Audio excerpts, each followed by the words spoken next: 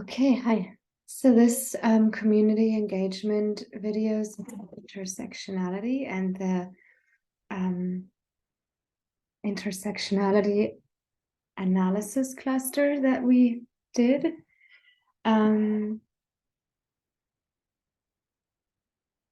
Yeah, to begin with, the Alvarez and Hernandez article describes intersectionality as power dynamics that are present at two or more oppressed identities. So it's really relevant for us, right, who are working with clients who have usually multiple of these oppressed identities. And the first question for this exercise was describe my own experience during the activity or during the analysis cluster. Yeah, my experience was again an acute awareness of my privilege that I have. I'm just going to name some of the identity or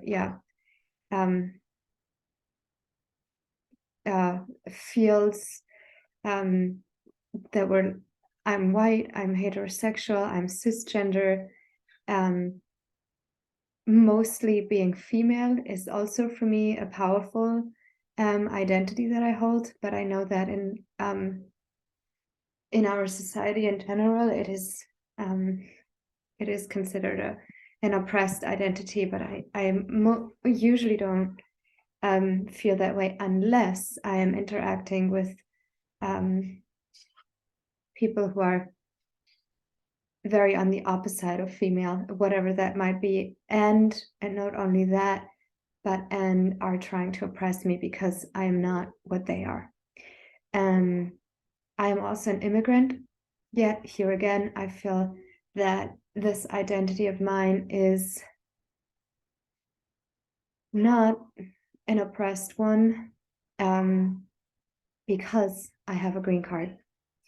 And it does make me very aware of the differences between being a documented and an undocumented immigrant in this country, because there are many things where that I couldn't do if I did not have the green card. And even though I have it, and it's very unlikely that it's taken away from me or anything, I do relate a lot to this feeling of relying on the grace of some government authority and administration to grant me to be here, while I bring so much into our community. And I think many people who are immigrants feel the same way, that they work here and they create community and participate in public life, and yet their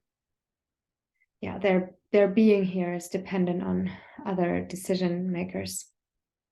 I also noticed, as was mentioned also in the article of Mater, the cultural sensitivity that with regards to my clients. I use the intersectionality, I think, every time I see a new client, to become aware of what are they dealing with, what they might bring, where are they in a different identity circle. I think it was circles in this analysis cluster than mine. What does that mean for them, that I'm in the white, white and female is, I think, very present with my client cluster.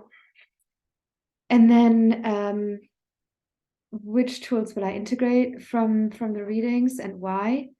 I thought it was very interesting that Alvarez and Hernandez pointed out that the IAC can be used for CBT and DBT.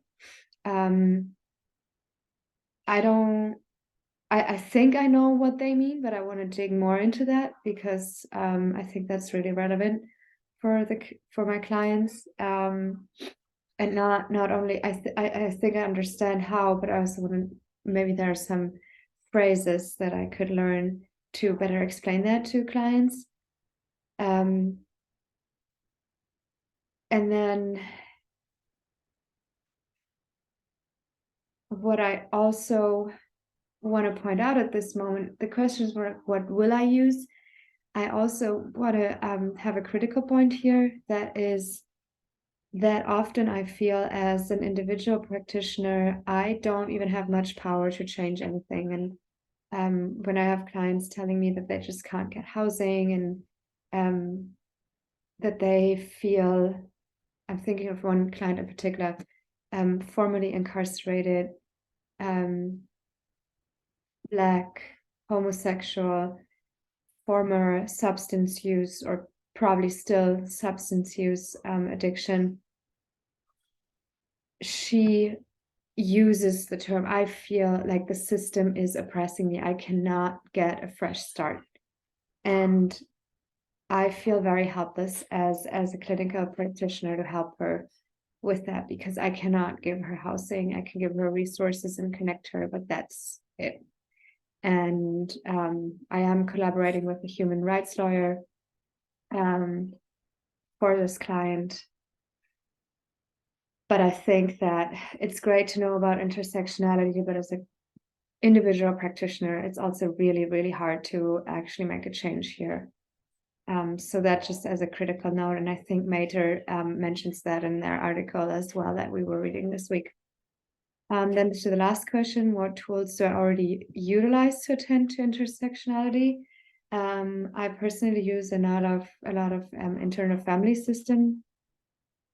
I'm an internal family system practitioner, and I've been trained in that. And the whole point of IFS is using parts. And when I did the intersectionality analysis cluster, I was very much reminded of the different parts that are coming up for me in my life, and also in other clients. And it goes very well with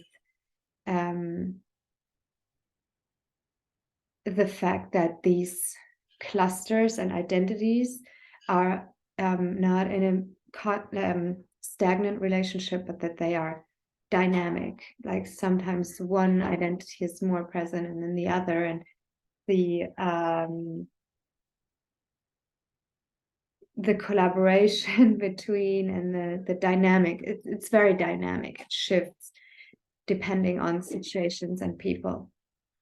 Yeah, I think that's it for now. Thank you.